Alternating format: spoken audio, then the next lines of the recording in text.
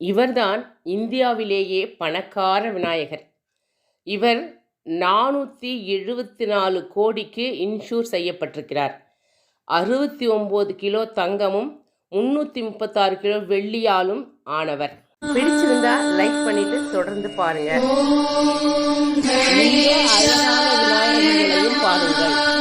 கணேசாய நமஹ.